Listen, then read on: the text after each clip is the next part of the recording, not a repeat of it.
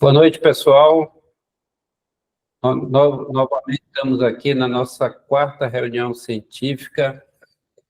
Nós estamos cumprindo aquilo que nos inspirou a criar essa sociedade, ou seja, trabalhar a questão científica. Nós já estamos com alguns trabalhos científicos em andamento e temos esses momentos, uma quinta-feira por mês, da gente discutir trabalhos científicos. Na primeira, a gente discutiu um pouco com a vascular, o pé diabético, as duas outras foram com a plástica, e hoje a gente vai ter a oportunidade de discutir um pouco sobre ortopedia. Nós temos dois grandes nomes, o Tanuri, que é da nossa diretoria, o Demange é uma pessoa importante na área de ortopedia e que está aqui com a gente para discutir essa noite. Então, é importante que esse aprendizado vai ficar disponível nos nossos canais, essa reunião gravada, para que as pessoas possam ter acesso depois para olhar com mais atenção, dividir com outros colegas, mas o nosso objetivo é ampliar o entendimento da hiperbárica em diversas especialidades. Hoje é um grande dia, eu agradeço ao Demange, ao Tanuri, pela essa oportunidade de estar com a gente aqui discutindo essa noite. O Marcelo, que é o nosso coordenador científico e vice-presidente, vai coordenar esse debate aí, tá? E muito obrigado pela presença. Estamos aqui durante uma hora agora para conversar um pouco mais. Agradeço a presença de todos. Obrigado, Branco. Boa noite a todos. Marcelo Moraes, vice-presidente. Gostaria mais uma vez de agradecer o Marco Demange e o Márcio Tanuri por aceitarem o desafio para fazer essa apresentação. É um tema muito, imagino, muito pujante para a gente aí da hiperbárica, que é essa área da ortopedia.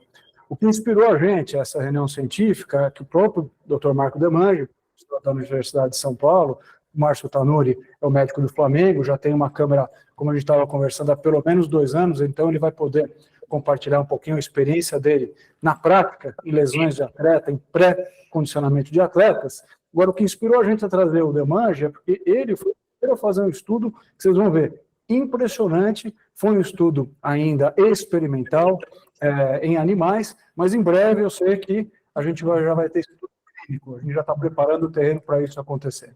Eu acho que sem mais delongas, né, Branco? Isso. Vamos abrir, a gente já tem aí mais de 50 participantes, 51. Com a palavra, o doutor Marco Demange, professor Marco Demange, por favor, nos apresente esse trabalho. Boa noite, Branco, boa noite, Marcelo, boa noite, Tanuri, boa noite a todos. Quero agradecer bastante aqui a oportunidade para a gente poder conversar e, enfim, apresentar essas novas ideias. E a ideia maior aqui é fazer um estímulo a todos de uma perspectiva nova, de um uso, talvez não seja o mais corriqueiro e convencional até o momento, da hiperbárica. Então, eu queria que vocês olhassem com essa ótica. Vocês estão enxergando? Porque aqui no Teams, quando eu compartilho, some para mim todo mundo. Perfeito. A minha tela está aparecendo? Está aparecendo. Jóia. Bom, então a ideia é essa, a gente conversar da perspectiva do uso da hiperbárica nas lesões ligamentares do joelho, mas entendam que isso pode ser um paralelo para as lesões tendíneas, onde tem um tecido menos vascularizado, como no manguito rotador, nas lesões de Aquiles, nas lesões outras adicionais. O estudo foi nessa linha, mas a gente quer deixar aqui uma abertura de uma linha de pesquisa. E não eu tenho que fazer menção a quem, de fato, conduziu o estudo, que foi o Sheila Leite. Eu espero que o Sheila esteja aqui com a gente. Eu pedi a ele que participasse no final. Eu acho que vai abrir o microfone, vocês vão conhecê-lo. E veio toda uma lógica atrás de uma dor que nós temos, que é como acelerar o processo cicatricial em áreas que são mais hipóxias, com destaque para o cruzado anterior. A lesão do cruzado anterior é uma lesão frequente, vocês já viram diversos jogadores de futebol, jogadores de tênis, etc. e tal, e é uma dor muito ruim, porque ela é uma lesão que espontaneamente. Acho que alguém está com o microfone aberto também.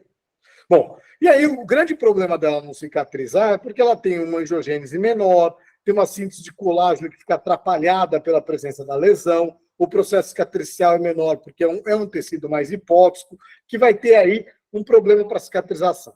De uma maneira geral, as lesões ligamentares cicatrizam formando um tecido fibroso. Você tem o sangramento local, as plaquetas chegam lá, estimulam com um monte de citocinas, há uma quimiotaxia celular, vem inclusive mesenchymal stem cells, células tronco mesenquimais da medula, e tem um processo de ligamentização que vai ter uma progressão de formação de colágeno. Isso acontece no colateral, acontece em outros ligamentos como o corpo.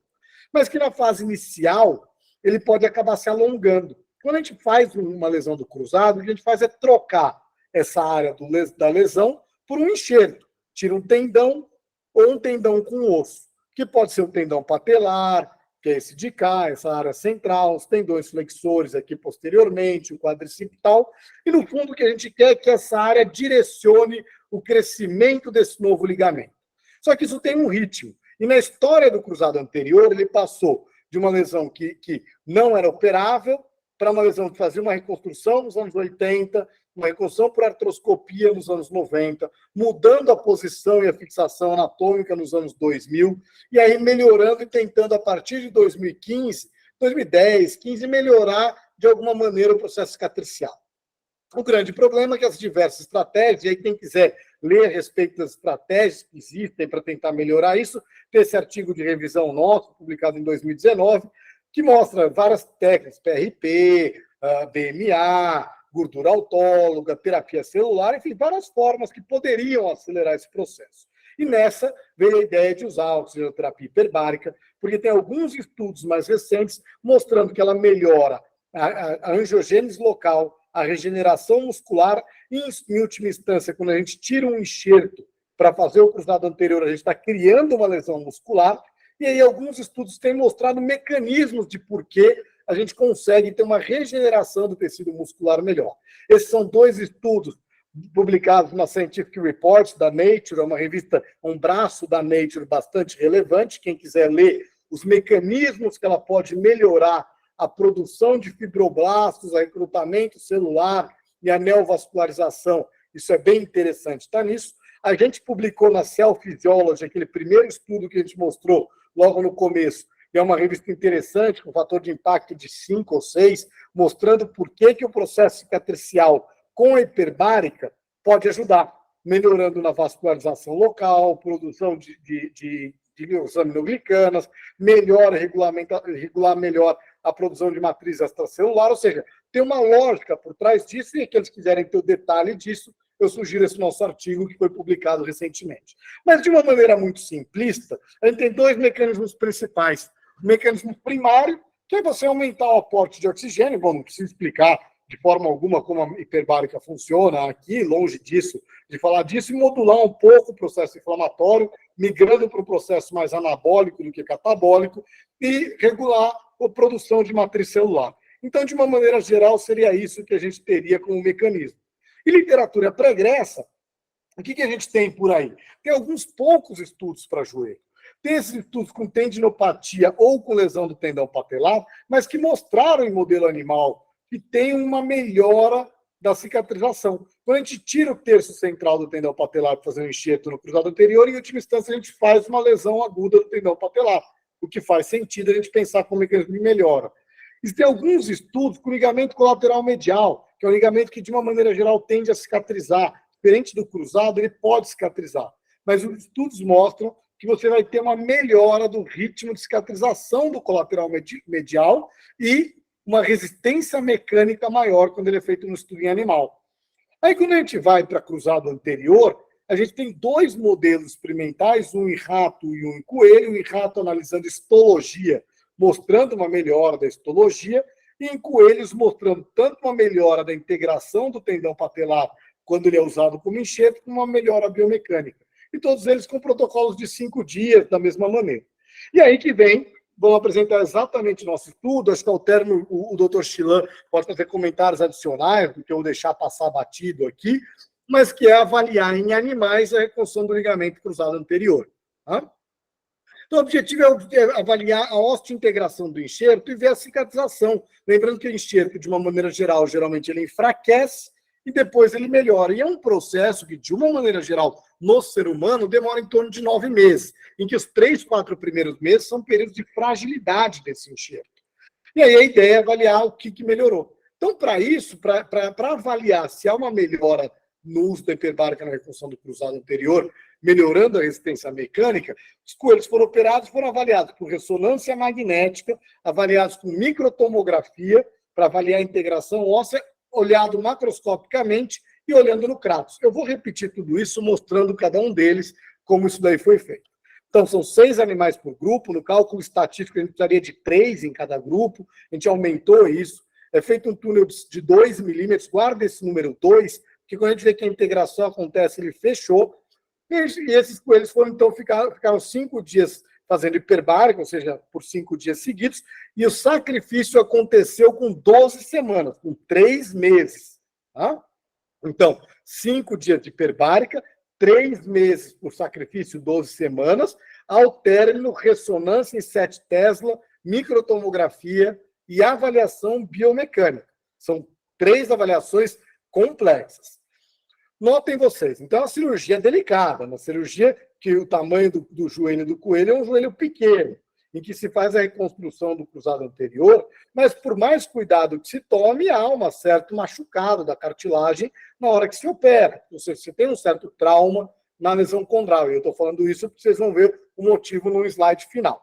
Então, os coelhos foram para a câmara hiperbárica, aí agora eu queria fazer um adicional. Como o doutor Marcelo já falou, a gente vai ampliar muito a linha de pesquisa. A gente conseguiu, por meio de uma parceria com a Oxy, um aumento de câmaras hiperbáricas agora para estudo em animal conosco. A gente pretende instalar em breve, e essa linha de pesquisa deve aumentar muito. Então, esse foi o cálculo estatístico, e a gente fez um número de coelhos adequado. Todos eles foram para uma ressonância em 7 Tesla. Lembram que em humanos, a gente para a ressonância maior que a gente tem de 3 Tesla. 7 Tesla é um campo muito maior para a gente olhar o sinal do ligamento nesses animais. Fomos para a máquina estourar esse Kratos, você faz a tração do ligamento e vai ver a resistência mecânica máxima. Na ressonância já começou a primeira coisa positiva. A gente vê uma diferença de sinal. O sinal, ele diz para a gente que provavelmente esse ligamento está maturando mais rápido. E o motivo de fazer uma ressonância é que é o único parâmetro, quando a gente for em humanos, que a gente consegue ter uma analogia. A gente não vai poder ter pacientes operados e fazer o ligamento e até o estresse estourar para avaliar como é que ficou a resistência mecânica. Mas a gente consegue ter uma ideia de que a maturação dele é maior. Isso teve diferença estatística significativa tanto na tíbia, olhando na tíbia, como na avaliação no fêmur, que é outro ponto do túnel femoral. Aí, na sequência, a gente vai falar, bom, e como é que ficou a integração desse enxerto? Uma das coisas que a gente tem é, quando você faz um ligamento cruzado anterior, você pode fazer usando um tendão patelar ou tendões flexores. E os tendões flexores é uma integração do enxerto no túnel que foi feito. Lembrando, foi feito um túnel de 2 milímetros de diâmetro. Geralmente, na fase inicial de uma cirurgia, o túnel ele alarga para depois fechar. E aqui, com 12 semanas, o túnel da hiperbárica já estava bem fechado, mostrando que é uma integração rápida desse enxerto com fechamento mais precoce do túnel, que é o que a gente quer. Então, a média de diâmetro do túnel femoral foi acima de 2 milímetros, lembrando que a gente furou 2, e na hiperbárica abaixo de 0,1 milímetros cúbicos de volume. Ou seja, uma diferença que é nítida e muito clara no ar ambiente para a hiperbárica. Aí vamos na máquina, estourar esses enxertos. Por favor, tudo bem. A hora que você traciona e tenta estourar, ou ver se tem algum elongation. Como é que isso daí aconteceu? Quando a gente vai estourar, quando a gente pega a hiperbárica, ela já tem o mesmo resultado do que o contralateral normal e o contralateral que estava em ar ambiente. Do ponto de vista mecânico, ela já igualou com 12 semanas. Os coelhos em ar ambiente, o ligamento estourava com 50 newtons, ou seja, ainda com 1/3, numa média geral de resistência mecânica. Estourando normalmente na área em que ele está preso no osso, na integração enxerto-osso. Por isso que a microtomo, mostrando que fecha precocemente o túnel, muito provavelmente nos denota que está uma aceleração desse processo de fixação dele no túnel ósseo. E na substância, ele já está com uma resistência mecânica equivalente à do ligamento normal, o que o sinal da ressonância mostrando um sinal de maturação maior nos leva a crer isso. Então, a resistência e o stiffness estão superiores ao ar ambiente de uma maneira que foi nítido para a gente do ponto de vista estatístico. E aí um achado adicional que para a gente foi muito positivo foi o achado da cartilagem articular. Isso foi um achado que não estava sendo medido no primeiro momento. Mas quando a gente olha macroscopicamente, o ar ambiente, a gente vê lesões condrais. Quando alguém rompe um cruzado, há um trauma na cartilagem articular, uma apoptose, e parte dos pacientes tem lesão condral depois de um tempo. E nos foi muito nítido um aspecto da cartilagem articular muito superior nos coelhos que fizeram hiperbárica. Bom, mas isso tem uma razão de ser. Por quê? Porque a hiperbárica em si, por modular melhor a situação do condrócito, minimizar a apoptose no pós-trauma, pode melhorar o aspecto da cartilagem. A gente tem que lembrar que a cartilagem ela é importantíssima para o atrito, é a estrutura na natureza que tem menor coeficiente de atrito. Pra vocês terem ideia, o coeficiente de atrito da cartilagem articular ele é 5 vezes menor do que gelo sobre gelo, que é o que menos existe na natureza. O teflon, esse teflon da panela, é 40 vezes mais áspero que a cartilagem articular. Então, você passa a mão no teflon, é como se você estivesse passando a mão numa lixa, comparado à cartilagem. Só que a cartilagem ela é avascular, ela tem um baixo metabolismo, e a nutrição dela se dá por difusão. E por isso que faz muito sentido para uma estrutura avascular ou hipovascular, que a oxigenação por difusão, a hora que a gente aumenta a tensão superficial de oxigênio, faça sentido no sentido de ajudá-la. E aí uma perspectiva adicional, só para a gente ponderar, que a gente pretende estudar aqui em breve, é a questão do menisco. Quase toda vez que você fala de uma lesão do cruzado anterior, uma parte importante dos pacientes rompe o menisco. E o menisco, novamente, na parte mais interna dele, aqui é um corte do menisco ao meio, aqui é a região mais central do joelho, aqui é mais periferia. A periferia é vascularizada, mas a área central é muito hipovascular, que também se nutre por difusão, o que nos estimula muito a estudar isso. Então, tendo em vista isso, a gente, neste momento, pode dizer que, para este estudo, a gente teve uma resistência maior biomecânica do enxerto, uma integração mais rápida do enxerto no osso, que denota por túneis ósseos mais fechados, e teve um aspecto macroscópico de menor degeneração articular. E isso tudo vai nos estimular agora a criar toda uma linha de pesquisa adicional, que é uma linha de pesquisa que vai incluir estudo em menisco, estudo em lesão tendínea, estudo em ritmo de cicatrização do cruzado anterior. A gente quer ver se ao longo do tempo isso vai se perdurar e ficar com o enxerto mais resistente ou se vai chegar mais rápido lá. A gente quer entender como é que vai ser a cicatrização dos tecidos ao redor. Acho que foi bastante interessante. Me pediram para apresentar em 20 minutos, eu apresentei em 15, porque eu queria abrir o microfone nos últimos 5 minutos para o doutor Chilan fazer algum comentário adicional. Ele está aqui conosco, agora eu estou vendo que ele está com a câmera aberta. Você consegue desativar o microfone, Chilan? Oi, eu desativei aqui. Realmente que conduziu isso tudo. Por favor, Chilan.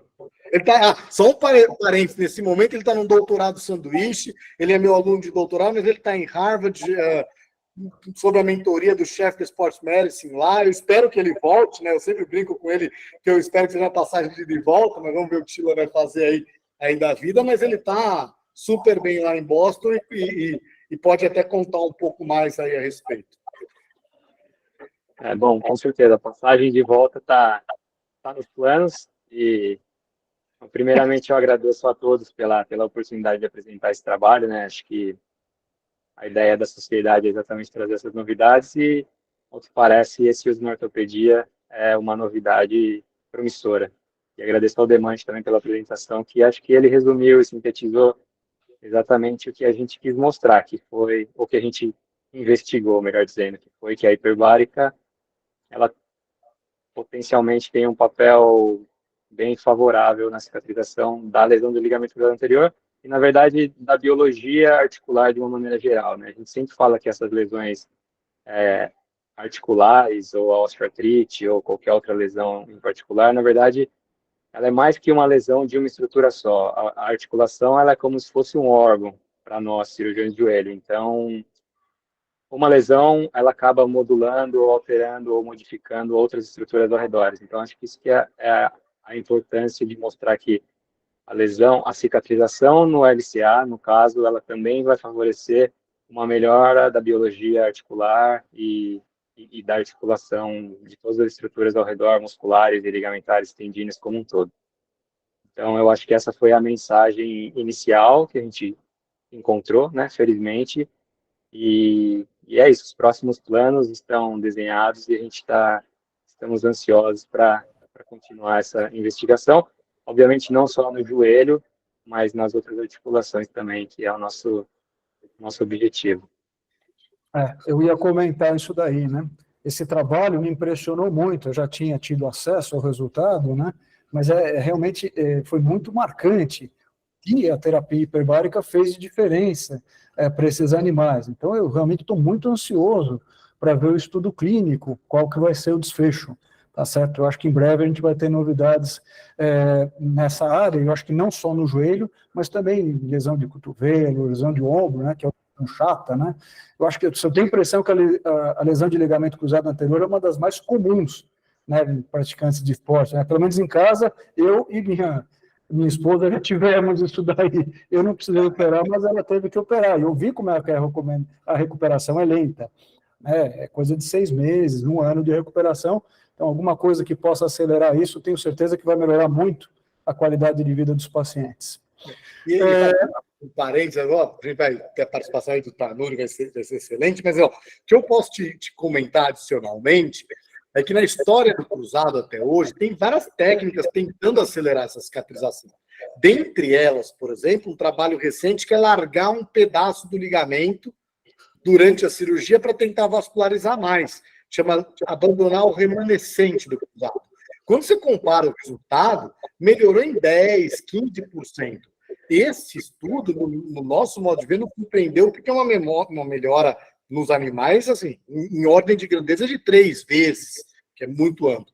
Mas, aqui, Marcelo, fica à vontade de conduzir, acho que o Tanuri vai poder passar aí para a gente muito, muito mais. Até estou muito feliz de poder dividir aí com ele esse momento.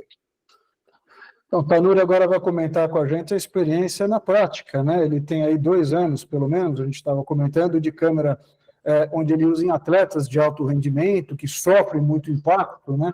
Tem lesões, microlesões e lesões muito comuns. Então, Tanuri, por favor, compartilhe a sua experiência com a gente. Primeiro, obrigado pelo convite, Marcelo, Branco, Demange. É uma honra para mim, verdadeiramente, estar aqui com vocês, com tantos colegas. E o que eu queria compartilhar um pouco da experiência do uso em função da nossa necessidade. Eu não sei, Marcelo e Branco, se vocês, né, como administradores aí, podem abrir para perguntas e filtrar, né, de repente, né, para não interromper aqui, que as pessoas, né, mandem ali isso de maneira escrita aí no chat. Você pode estar moderando uma outra pergunta, que eu acho que esse que é o importante, né, para a gente criar essa dinâmica e trocando experiência mesmo, né, em função do caso apresentado. Primeiramente, semana passada, só a gente mostrando, por alguns motivos, o Guardiola, né, que é o treinador do time do momento, do Manchester City, e ele estava relatando numa coletiva que tem percebido, e nós também, nos últimos anos, né, um aumento muito grande na incidência nos casos de lesões ligamentares mais complexas no esporte. Então, tem algumas hipóteses para isso, né? E uma delas, grande parte, né, em função hoje da intensidade do estímulo.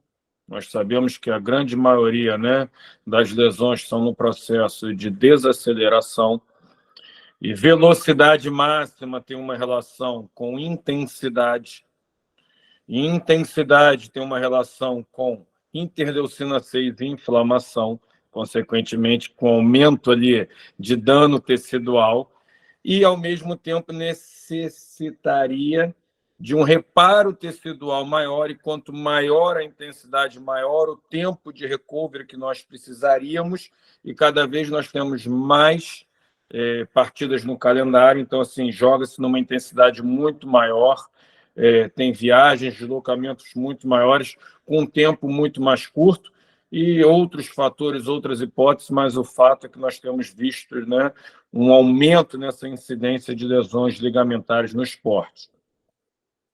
E aí, talvez, né, o que eu vou falar aqui da minha experiência, e às vezes algumas pessoas perguntam, mas eu não trabalho com atleta no dia a dia, essa experiência, né, para mim não se aplica, e é o inverso, que eu acho que no esporte é onde a gente tem um grupo, né, de pessoas onde eu consigo controlar as variáveis, onde eu consigo acompanhá-las, né, controlar as variáveis externas, são levadas ao limite, eu preciso recuperar muito rápido, e eu digo que a Fórmula 1, né, que a gente traz para o nosso consultório.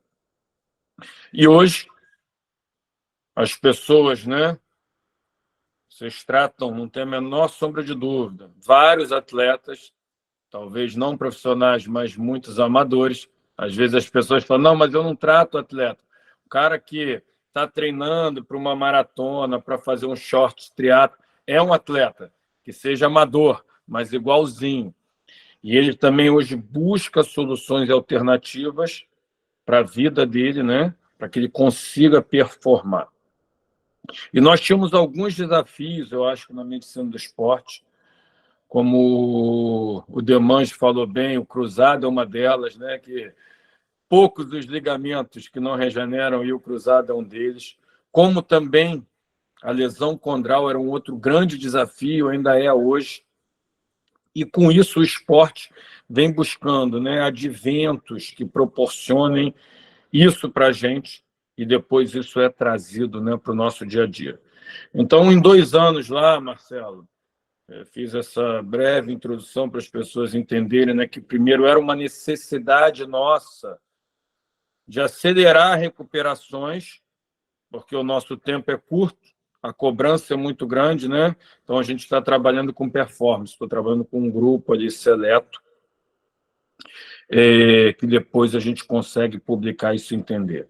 E o que é legal também, né, disso tudo, que é o que eu vou falar, é que lá a gente consegue ter todo esse controle bioquímico, a gente consegue controlar, ou seja, essa carga interna, né? Como que esse processo acontece no atleta, ou seja, desde o estímulo inflamatório até de reparo tecidual.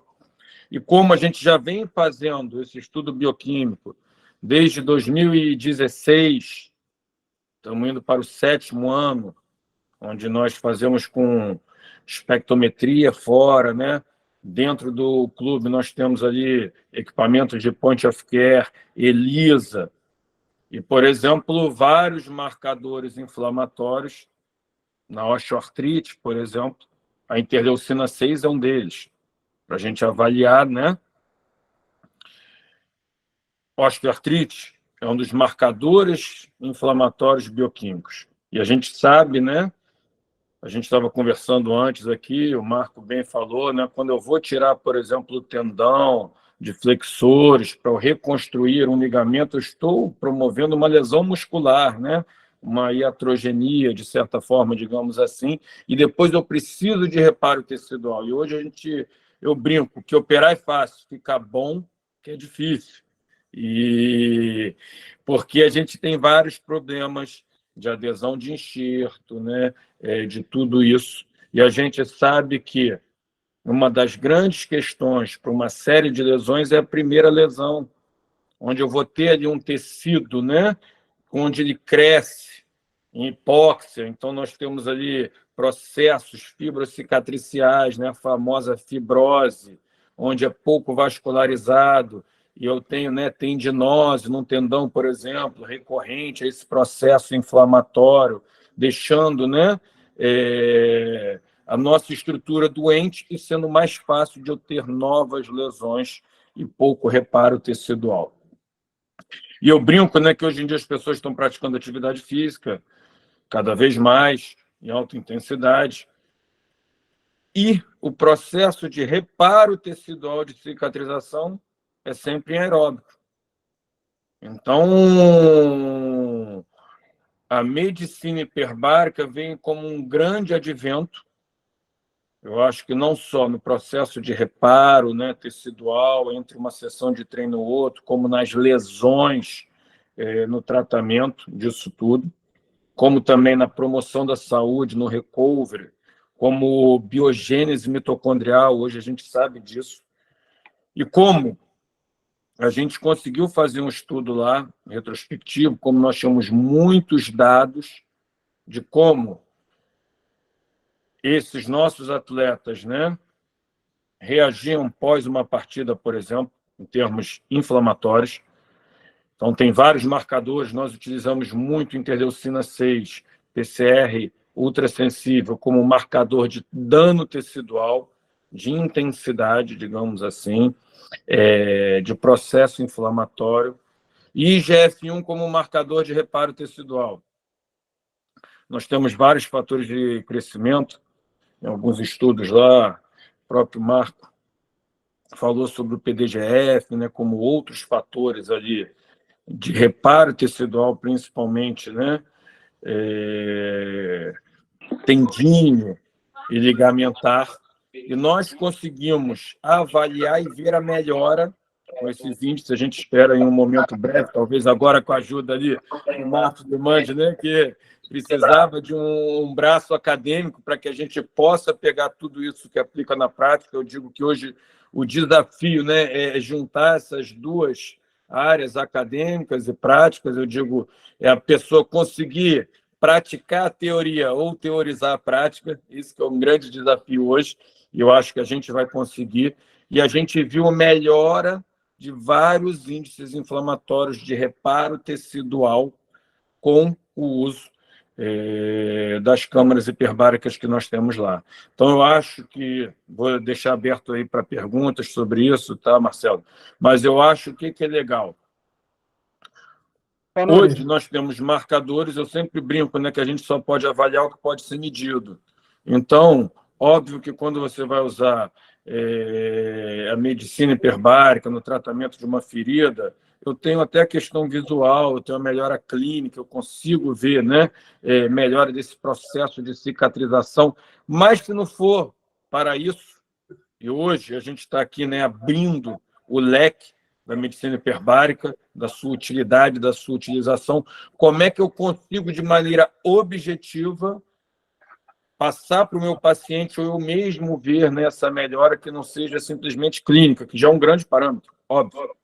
Mas hoje nós temos marcadores bioquímicos que são fáceis de acesso rápido, vários aparelhos de point of care conseguem analisar uma ELISA ou espectrometria, né? Que aí você não vai ter no seu consultório, mas hoje você tem várias universidades, laboratórios que fazem esse suporte, e você consegue ver isso de maneira objetiva, e é o que a gente tem feito, e visto uma melhora muito grande. Eu não consigo ver as perguntas. Nesse controle. Eu vi algumas perguntas que estavam surgindo aqui, subindo, mas acabou que eu estava aqui falando, não li, né? Tanuri, obrigado. Pô, legal. Obrigado por compartilhar a sua experiência. Muito interessante essa informação que você deu da diminuição de marcadores inflamatórios em atletas que usaram hiperbárica. E você tem um privilégio, porque você começou a coletar esses dados faz muito tempo, antes de você ter as câmeras, né? E, como eu sei, não tem câmera suficiente para todos os atletas. Eu não sei qual que é a experiência aí, mas outros times que a gente tem experiência, tem briga de atleta para ir para a câmera depois do jogo, né? Eles sorteiam, eles têm algumas coisas assim desse tipo. Tem algumas perguntas aqui, vou começar, eu acho que tem uma para o Demange, uma pergunta bastante interessante, do Dr. Marcelo Machello, aqui de São Paulo, que o tempo de recuperação em animais, ele é diferente do ser humano, né? Então, fizemos 5 dias, né? Vocês fizeram 5 dias nos coelhos e vieram esses resultados, eu vou dizer, assombrosos, né? Então, qual que seria a ideia para vocês de fazer um estudo clínico? É aumentar esse tempo, fazer períodos diferentes? 7 dias, 14 dias, 21. Então, essa é a primeira pergunta. E acho que a segunda pergunta é mais para o Demange. Qual o protocolo que você usa aí no Flamengo, Demange? Quantas sessões o paciente faz? O paciente não, né? No caso, o atleta faz. Pressão que você usa, quanto tempo de mergulho. Então, começar aí pelo Demange.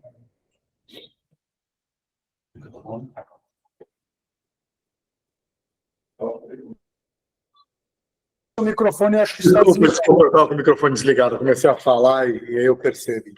Bom, essa pergunta é excelente. Na realidade, essa é uma das grandes dúvidas que a gente vai fazer na linha de pesquisa, tanto em animais como em humanos, né? A pesquisa agora, a gente espera, depois desse estudo inicial, a gente vai alavancar. A ideia é alavancar uma sequência de pesquisa. Dentre elas, entender justamente qual o ritmo para o humano. O que eu posso te dizer é que, de uma maneira geral, os primeiros estudos de ligamentização do cruzado anterior foram feitos no Hospital for Special Surgery, pelo Scott Rohrer e o Arnowski, com cachorros. E esses foram os estudos que disseram o paralelo hoje para os humanos. Então, ninguém, obviamente, fez biópsia de cruzado anterior de 3 em 3 meses em seres humanos, nem tentou forçar até estourar, ou não entrou com artroscopia e começou a mexer nos ligamentos.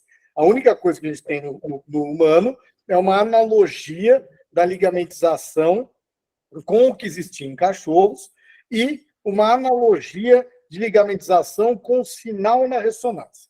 De uma forma geral, a gente considera que 6 meses é o período de ligamentização no ser humano.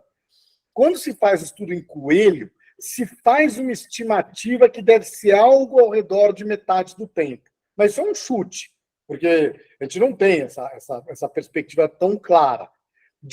O que a gente pretende fazer nos seres humanos é fazer ressonância seriada, avaliação funcional da parte muscular e avaliar depois índice de reruptura, alargamento ou não do túnel femoral, e fazer um estudo clínico com isso, tendo em vista que a gente imagina em breve conseguir instalação de câmeras para uso clínico em pesquisa no nosso departamento aqui no Instituto de Ortopedia e Traumatologia do Hospital das Clínicas, aqui na Faculdade de Medicina da USP. Nos animais, a gente tem algumas perguntas importantes no ligamento. O primeiro, a gente sabe que um chegou aqui, o outro chegou aqui. A gente não sabe se ao longo do tempo iria igualar ou se eles iriam abrir a diferença ou correr em paralelo. Uma maneira simplista, como se um tivesse saído de São Paulo, chegou em Campinas em 1 hora, o outro saiu de São Paulo, chegou em Jundiaí. Eu não sei se dali a 4 horas o outro vai chegar em Campinas e os dois vão estar lá, ou seja, se o nível vai igualar.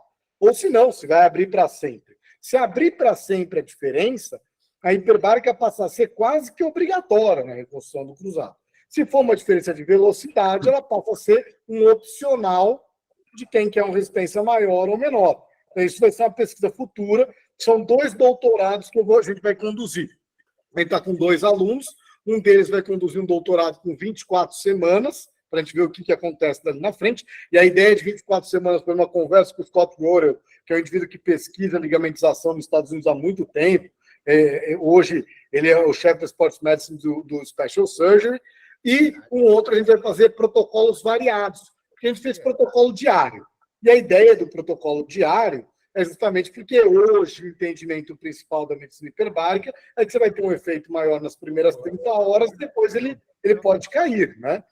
Só que a gente não sabe se no indivíduo isto, em que a gente fez uma reconstrução ligamentar, se talvez se ele fizesse 3 vezes por semana, continuaria com o mesmo benefício ou não. E até eu vou devolver essa pergunta para ver como é que é o protocolo hoje no ambiente dos clubes. Porque se isso for factível, talvez isso funcione. Nos animais, a gente pretende fazer protocolos variados, sacrificar e levar para a histologia. Essa acho que é a linha. Agora, se você me perguntar qual é o melhor protocolo atualmente para o cruzado anterior, eu não tenho uma resposta. O negócio fica em cima dele? Aí o negócio fica em cima de quem está falando. E na prática, como é que vocês têm feito? Vamos lá, né? Eu acho que, assim, para nós, com toda honestidade, né, nós estamos na nossa curva de aprendizado, digamos assim, né? Por alguns motivos, apesar de já estarmos usando há uns 2 anos, é algo que eu não posso, né, ser mandatório em todos os pacientes, em todos os atletas. Tem uns que tem uma questão de fobia, né, de outras restrições, mas a gente estimula ao máximo. E o que a gente tem feito, né? E cada um tem uma resposta individual. Eu sempre digo para quem não tem nada, metade ou dobro, a gente estimula que eles estejam fazendo o máximo possível. Tem algumas limitações, como o Marcelo brincou, e é uma verdade, né? Que lá eu só tenho 2 câmaras, só, né? Não é só, mas, enfim, como eles estão todos no mesmo período, não durante o dia, acaba, né, que a gente, cada sessão nossa leva em mais ou menos, em média, 1 hora, porque a gente usa 2 ATMs, né, de pressão, e a gente leva uns 10 minutos para você chegar nessa pressão, depois a gente leva uns 10 minutos para despressurizar, então acaba, né, que ele tem ali entre 35 e 40 minutos de tratamento propriamente dito, é o que a gente tem feito como protocolo padrão. E agora, eu acho que essa é a grande questão, né, da medicina moderna, a gente vai começar a individualizar isso cada vez mais. Por quê? Tem ali atletas que se sentem muito bem, que gostam, né, que querem fazer isso por mais vezes, ou talvez até a gente pensar, né, em aumentar um pouquinho de 2 para 2,5 ou até 3 ATM. Tem outros, por exemplo, que tem questão de dor auricular, né, pela pressão. Então, agora a gente está começando a individualizar em função do paciente, porque essa é uma realidade. Tem pacientes que a gente tem ótimos benefícios, mas uns não suportam por uma questão de fobia, outros ali têm dor, né, por causa da pressão, e tem outros que querem fazer praticamente todo dia. A gente tenta evitar antes de viagens ou nas 24 horas pós, pela questão da despressurização, né, na cabine, também, né, na altitude, então a gente tenta ali não utilizar, mas normalmente a gente faz sessão de 60 minutos, que a gente demora 10 minutos até chegar em 2 ATMs, e demora uns 10 minutos, já fazendo aos poucos, e a gente tenta, né, o paciente que está no departamento médico, estimular fortemente para que faça todo dia.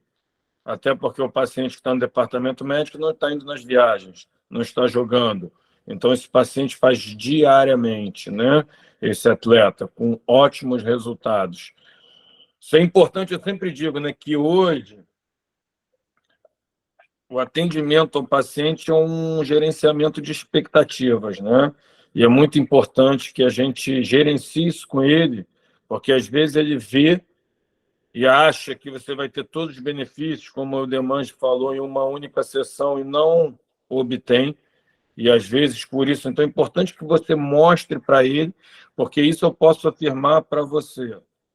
Não só em números, como nós temos esses dados, né, em breve vamos publicar, da melhora através de biomarcadores, né, de processo inflamatório, mas de uma maneira clínica.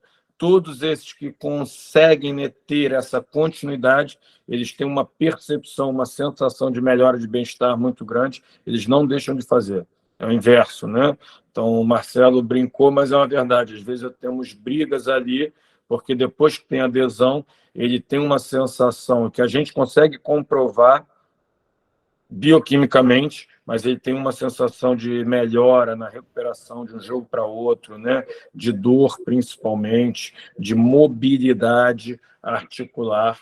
E isso a gente vem vendo com a queda drástica, que a gente sempre avalia 24, 48 horas pós-jogo. E quando a gente faz 24 horas pós as terapias na câmara hiperbárica, a queda desses marcadores, como interleucina 6, CK, principalmente a IDH, PCR, de 24 para 48 é muito sensível. Então, a gente tem conseguido encurtar isso. E hoje o grande desafio, né, na vida esportiva, digamos assim, é você fazer com que encurte o tempo de recovery, porque isso de mudar calendário, isso não vai mudar. Então, hoje, né, o que tem sido mais estudado são mecanismos onde a gente consiga encurtar o tempo de recuperação. E é isso que o paciente no teu dia a dia no consultório também procura. Muitas vezes, né, ele está num treinamento, está indo fazer uma maratona em Boston, já tem viagem, pagou tudo, e aí, de repente, ele precisa de solução, teve uma lesão, e ele precisa de uma solução que ele consiga ter isso num tempo reduzido. Ou, por exemplo, hoje nós estamos vendo, né, de encurtar reabilitações mais longas, teve uma lesão de um ligamento, uma reconstrução, e aí, consequentemente, ele consiga voltar não só para o teu trabalho, para a tua atividade laboral, mas como também para o teu lazer. Isso hoje eu acho que não tem preço, é um grande desafio no nosso dia a dia do consultório também. Perfeito, Márcio. Para a gente fazer um bate-bola, a doutora Marisa Agostinho, que é uma das nossas diretoras, ela fez uma pergunta para o Marco, que é sobre o protocolo que ele utilizou nos coelhos. quanto de PSI você usou, né? Qual a profundidade, entre aspas, que você mergulhou com ele, quanto tempo ficou na câmera. E, Márcio, eu queria te perguntar uma coisa, isso daí que você falou muito interessante, né? Então, você faz sessão com 24 e com 48 horas também e vê melhora de interleucina. Quanto tempo, você deve fazer um histórico desses marcadores inflamatórios no atleta. Quanto tempo eles ficam alterados? Vai pensando nisso daí enquanto o Marco responde para a gente. Primeiro, obrigado pela pergunta, doutora Marisa. Ela é ótima pergunta, porque é importante a gente definir protocolo. Então, foram 5 dias, o Chilan pode dar até mais detalhamento do protocolo em si, mas ela tem uma pergunta, acho que até melhor, que ela colocou aqui se os coelhos controle foram somente no ar ambiente ou se eles foram pressurizados e o que muda.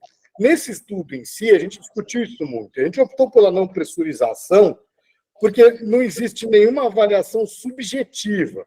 A gente não consegue imaginar um efeito placebo na tração deles do ligamento, na biomecânica, na mudança de sinal, na integração do túnel. Então, para fins de logística, neste momento, a gente optou por não o ar ambiente. Mas na discussão do estudo clínico, a gente entende que isso daí vai ser fundamental, porque a sensação do bem-estar, se a gente conseguir colocar uma câmara hiperbárica que dê uma pressurização de ar ambiente, para fins de avaliação de scores funcionais, de percepção, de tirar o efeito placebo, eu acho que do ponto de vista de metodologia científica é mais interessante, acaba sendo melhor. Mas eu acho que a gente ainda não consegue dizer, neste momento, o quanto isso influencia, e neste estudo nosso, a gente entende que não teve uma influência relevante. Chilan, se puder abrir aí e dar o detalhamento da hiperbárica, eu acho que você vai dar com mais precisão, só para não correr o risco de falar alguma bobeira. Sim, claro, como o Dr. Deman já falou, a gente realmente não utilizou, como controle, a gente utilizou o ar ambiente sem pressurizar, exatamente porque a gente imaginou, por questões de logística, obviamente, que não teria o efeito placebo nos coelhos, mas, obviamente, em trabalhos em humanos, a ideia é outra. Nos coelhos, especificamente, nosso protocolo foi de 2,5 APM em 2 horas, sendo mais ou menos 30 minutos de pressurização e 30 minutos de despressurização, e a gente fez por 5 dias, né? Esse protocolo foi baseado em estudos prévios, né? Na verdade, que a literatura já mostrou mais ou menos que parece funcionar em animais. E claro, como veio a outra pergunta, nos humanos a gente precisa testar e saber qual seria o melhor protocolo. Essa pergunta ainda não foi respondida e ainda está no começo para ser investigada. A gente, na verdade, tem o Dr. Magno Leite, que é um autor também com a gente, e ele é médico herbarista e ele ajuda nessa parte de raciocínio biológico dos efeitos da hiperbárica e como utilizar isso. E aí, já respondendo a uma outra pergunta que eu vi no site de quando começar as sessões, no meu modo de ver, pensando na lesão do ligamento cruzado, particularmente, ou em qualquer lesão aguda do joelho, o ideal seria começar o quanto antes, exatamente porque a partir da lesão a gente já tem a inflamação, né? Se a gente for falar de uma maneira genérica. E uma das ideias da hiperbárica é exatamente modular essa inflamação, né, através de N mecanismos, mas, enfim, a gente quer modular essa inflamação quanto antes. A gente sabe que uma vez que a inflamação começou, ela tem que ser resolvida, ela tem que diminuir, porque senão ela começa a causar lesões. E, por exemplo, a lesão de cartilagem, a gente sabe que uma vez que a lesão apareceu, até o momento, não temos como reverter, criar cartilagem nova, né? Isso, inclusive, é outra coisa que outro tópico que a gente vai dar na hiperbárica. Mas, enfim, a ideia seria começar o quanto antes. Eventualmente, até antes de operar, depois da lesão, a gente não sabe, isso também é um outro projeto que está na nossa nuvem de ideias de se fazer daqui para frente. Mas eu acho que é mais ou menos isso os nossos planos. Perfeito, Chilan. Obrigado pelos comentários, acho que acrescentou bastante, né? Só fazendo uma parte, antes da palavra para o Tanuri, eu acho que para um estudo experimental, ok, a influência realmente de colocar na câmera ou não é mínima, né? Não faria nem muito sentido. Mas para o estudo clínico, eventualmente pode ser interessante. Existem protocolos, eu me lembro de pelo menos 2 ou 3, de placebo para câmara hiperbárica, onde o paciente tem lá uns métodos de pressurização e nem o paciente consegue saber exatamente se ele foi pressurizado ou não. Então, eventualmente, se for optado por um estudo duplo cego, tal, isso pode ser utilizado, mas como falou, talvez, como os critérios que vocês vão utilizar são muito objetivos, isso daí não tem um impacto de viés tão grande. Já abrindo para o Márcio Tanuri, por favor, Tanuri. Vamos lá, Marcelo. Isso aí que você falou, né, é interessante, porque primeiro nós temos vários marcadores e cada um vai agir de uma maneira diferente. Mas o que é importante? Quando eu quero, né, avaliar a evolução desse meu paciente, através de biomarcadores, eu vou sempre avaliar ele com ele mesmo, não com o meu grupo. Então, o que é importante? Primeiro, que eu tenha o basal de cada um, que eu saiba a curva basal de cada um, primeiro, do que eu quero avaliar, e aí eu vou avaliar essa alteração primeiro, pós o estímulo. O quanto que isso alterou do basal, e eu vou entender, foi dentro do que eu esperava. Antes de eu te falar dos marcadores, né, quais são e do tempo, a gente entender como a gente faz. Tá? Então, a variação, esse delta, né, do basal dele para a gente é um índice, é um parâmetro, né, um índice de controle, como também o tempo que ele retorna ao basal dele. Por isso, primeiro de tudo, a gente avaliar o basal é muito importante para que eu possa avaliar ele com ele mesmo. Como que a gente faz isso na prática? Existem marcadores como a interleucina, uma PCR ultrassensível, que ele aumenta e cai muito mais rápido. Se eu estiver avaliando CK, por exemplo, creatinoquinase, eu vou ter um pico em 24, 48 horas, até 72, 96 horas eu vou estar avaliando. Se, por exemplo, eu estiver usando interleucina 6, completamente diferente, porque eu não vou avaliar isso 72 horas depois, essa curva em relação, né, ao meu evento 72 horas atrás, porque você já não consegue ver isso, mas dá um outro parâmetro para a gente, por exemplo.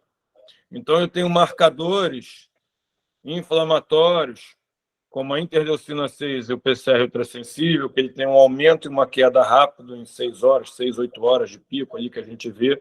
E eu consigo avaliar, por exemplo, isso num dia de jogo e ver se ele já chegou com esses marcadores acima do basal dele, e aí eu consigo, né, propor uma intervenção, uma sessão, por exemplo, de oxigenoterapia e avaliar esse paciente depois, antes do jogo, porque ele pode estar vindo numa situação que ainda não está recuperado, né, ou de um outro processo. Então, você tendo essa curva basal como importante, né, porque eu posso, ou seja, né, a primeira coisa que eu digo é você ter um bom diagnóstico, uma boa avaliação, porque a tua intervenção vai ser em função disso. Então, eu posso propor como terapia até antes de um jogo, por exemplo, eu vejo que ele já está chegando com marcadores, né? E eu consigo, PCR ou interleucina, por exemplo, avaliar essa queda melhor após a sessão. Um CK, por exemplo, não. Eu tenho uma meia-vida diferente, né? Eu tenho um pico, né, plasmático 24 horas depois, 48 horas depois da lesão propriamente dita, mas isso também vai me direcionar para eu entender como que ele está recuperando pós esse evento. Então, eu estou demorando mais do que a média que esse nosso paciente tinha, em termos ali de 48 horas, 72, voltar para o basal. Ou seja, se eu estou avaliando e que não está acontecendo isso, será que eu não seguro, dou mais um dia de recovery, faço mais uma sessão com a hiperbárica?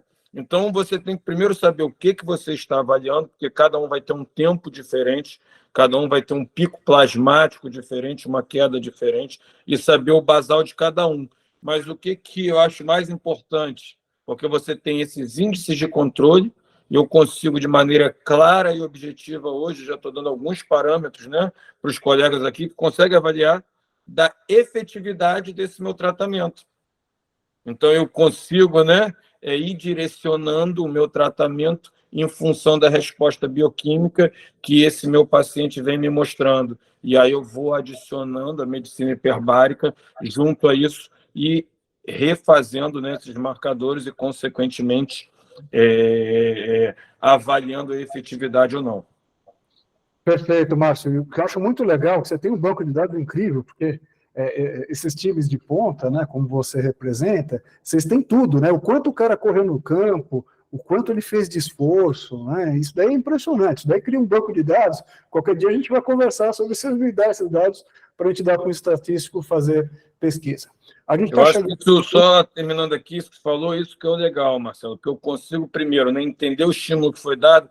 Essa alteração é compatível? É compatível, né? Porque tive mais sprints, tive isso.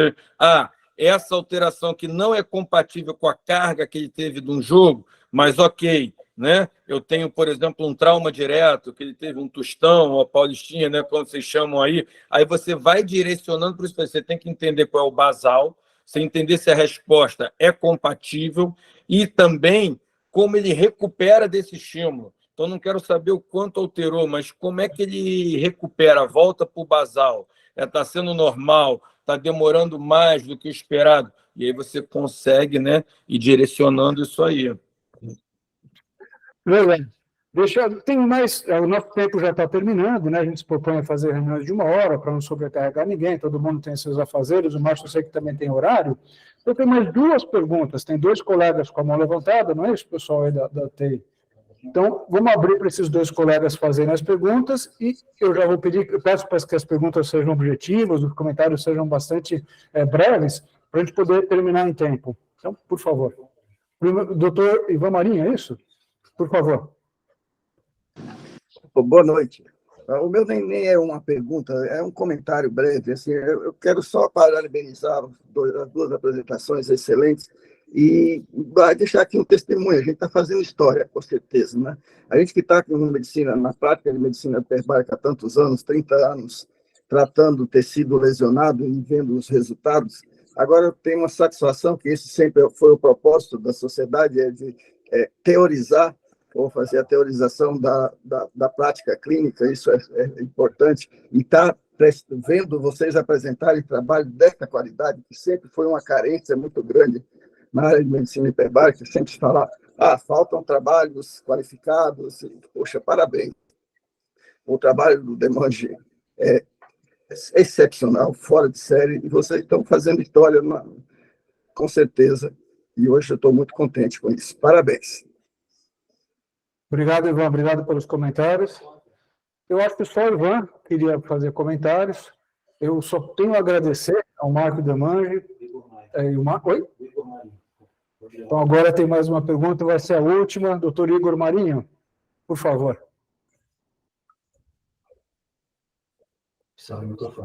Igor, precisa abrir o microfone, acho que seu microfone está fechado. Opa, ok. Excelente reunião, desculpe. Muito obrigado aí ao Márcio, ao Marco e ao Sheila, que eu conheço, inclusive, do HC. O Sheila, que era residente quando eu era aluno ainda.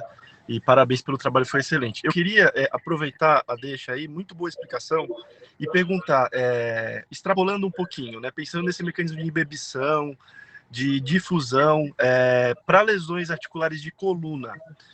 Qual que é a perspectiva vocês acham para a lesão discal mesmo de coluna? Vocês acham que também pode ter, né, pensando em outras articulações, aí, algum benefício do uso da prática? Muito obrigado.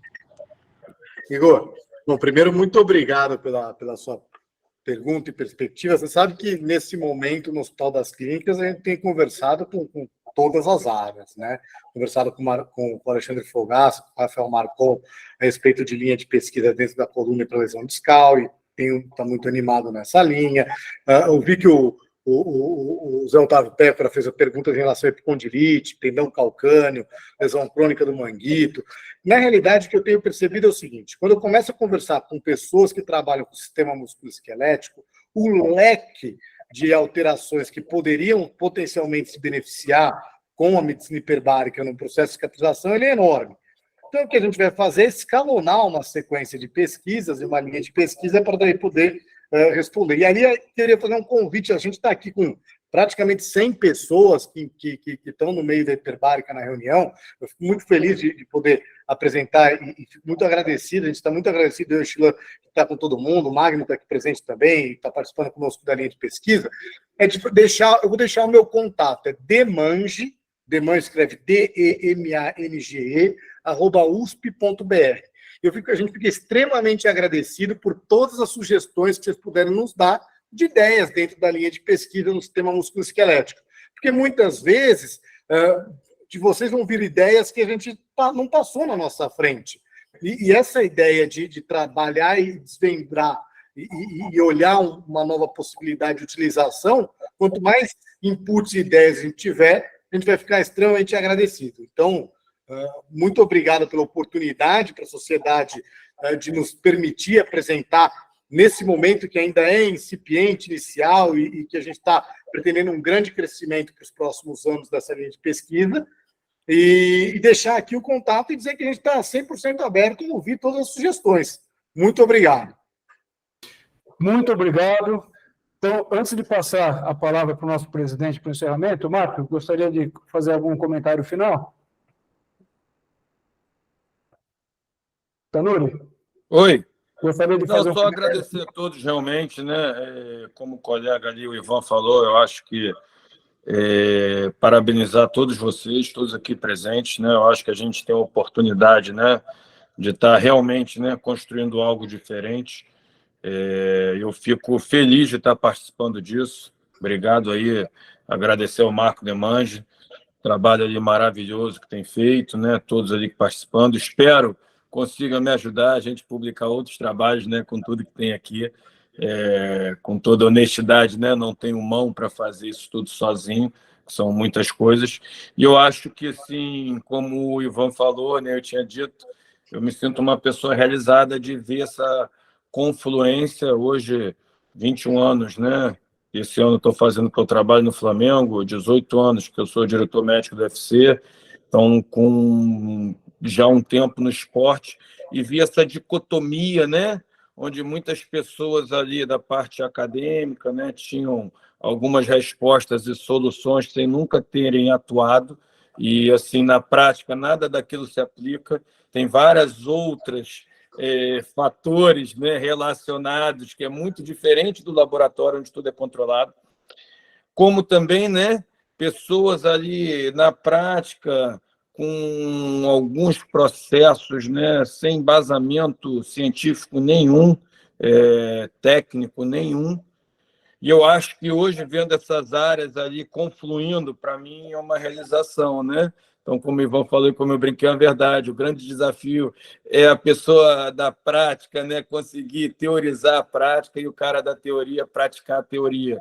Então, a gente vê essas pessoas, esse movimento e isso confluindo. Eu acho que quem ganha somos nós, a sociedade e, principalmente, né, o paciente, porque quando a gente divide prática de cada um, eu acho que sempre tem um insight, né, um gatilho, né, um my way que você pega, e eu acho que isso é muito importante e eu fico muito feliz. Então, parabéns a todos vocês, obrigado a todos e espero em breve que a gente possa estar publicando mais coisas e trazendo mais relatos positivos aqui para todos os colegas. Esta noite foi uma noite especial. Agradecer ao Marco Demange, ao Márcio Tanuri, mostrou o novo estado da arte da oxigenoterapia hiperbárica no Brasil. De um lado, a academia, do outro, a experiência no clube de futebol. Isso mostra que a oxigenoterapia hiperbárica tem um espaço enorme de crescimento, ligado à ciência, ligado às experiências. O Tanuri tem muito material que provavelmente nos próximos anos vai ser publicado, e isso vai ter um enorme impacto. Eu acho que a gente, quando criou a sociedade, hoje é um dia especial, mostra que nós estamos no caminho certo. É trabalhar junto com a universidade, com as experiências de diferentes clubes aí, trazendo a experiência e ver que temos muito campo aí. Eu gostaria de agradecer a todos e a presença de todo mundo aí. E muito obrigado. A nossa próxima reunião será dia 14 de setembro, tá? A gente vai chamar vocês novamente. Muito obrigado, boa noite, boa semana. Boa noite a todos.